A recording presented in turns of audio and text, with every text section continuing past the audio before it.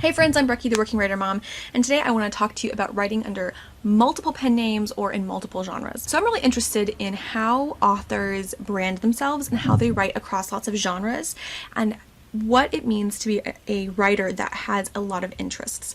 This was inspired in part by some of the videos that Kate Kavanaugh has done because she has said that she already uses multiple pen names and she's interested in being a hybrid author. And I've been thinking about what that looks like for my own career. I primarily identify as a YA fantasy writer. My first two finished novels have been YA fantasy, and they've been very strange YA fantasy, but still YA fantasy. I've written a YA contemporary, which is what I was currently querying and that I'm putting on pause so I can apply to Pitch Wars, and then I also am in the process of outlining a middle grade fantasy story, and that has taken a lot of mental energy and something I'm actually incredibly excited about. So I identify most as a fantasy author of different age brackets, but primarily for children, though I do have two story outlines for two adults series, one of which is the retelling of the King David story in contemporary culture with exorcists and necromancers. So basically like Samantha Shannon meets V.E. Schwab. I'm very excited. And the other one is a feminist take on the chosen one warrior trope that came to me in a dream and I talked about in previous videos. I'll make sure are linked down below. And there's a third, which is a portal fantasy duology about a girl who's a farmer, like a PhD in farming in our world, who gets transferred to another world in which technology is seen the same way as we see like witchcraft and magic, and she has to kind of negotiate that world. And there's a lot of North and South hints and some Pride and Prejudice hints, and it's going to be super fun when I have the bandwidth to write a big massive duology that's sort of a Discovery of Witches meets Outlander, because yes. That being said, I primarily think of myself as a fantasy writer because I am primarily a fantasy reader, and so I've been thinking about, like, do I have something like Victoria Schwab where she's V.E. Schwab when she writes for adults and she's Victoria Schwab when she's writing for children, in order to really make a very clear delineation between the kinds of books she's writing, but also you know that it's the same person. I'm also thinking about the ways in which we write in really disparate genres. So Nora Roberts is a really great example of this because she writes romance as Nora Roberts, and all kinds of romance. Like, she's got a bunch of fantasy series that are romance fantasies that I actually kind of want to read, and never thought I would want to read a Nora Roberts book, but she's written all kinds of books as Nora Roberts.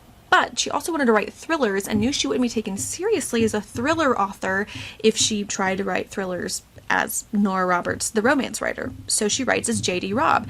And so she has a whole bunch of books that are thrillers that are totally different in tone, totally different in expectations than the books she writes as Nora Roberts. And so I'm curious and I'm considering what that means for me, because I want to also write nonfiction. Now, those of you who follow me online know that I am a very religious Christian, progressive, but very religious Christian, and I have found that there's not a lot of books for those of us that are left-leaning politically and socially and theologically. There's just not a ton of books, particularly family devotionals and education material and all sorts of things. And so I want to write that. I want to write books about my experience, and I want to write books for other people who find themselves in my particular location. But I also want to write fantasy, and I feel like those two things don't go well together, at least as a brand. And so how do we brand ourselves when we want to write really, really, really wide, disparate, unrelated topics? I thought it was really interesting too because I have a friend named Layton who's already published a nonfiction book. She's published a book called Holy Disunity, which is about being a progressive Christian, and now she's interested in potentially writing some fiction, which was her heart before she wrote nonfiction. And so does she do it under the same name? Does she take on a pen name?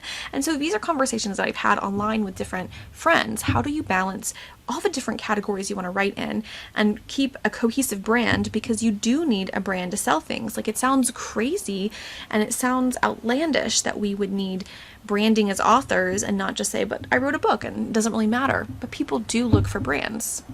The truth of the matter is V.E. Schwab and Victoria Schwab is a brand. If she were to write a light and fluffy rom-com, we would all spin around in our chairs and be like, what happened?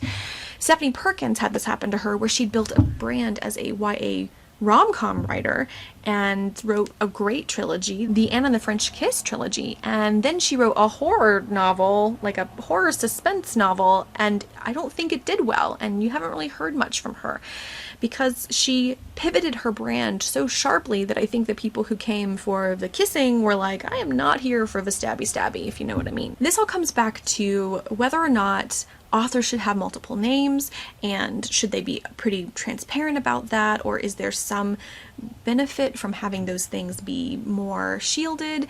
And particularly if you're writing fiction or nonfiction, should you have really clear delineated boundaries? And yeah, these are just things I'm thinking about. So the Working Writer Mom has had a section on emergency preparedness because it's something that I care about, but I've actually pulled that off into its own separate site because I felt like it didn't fit with everything else.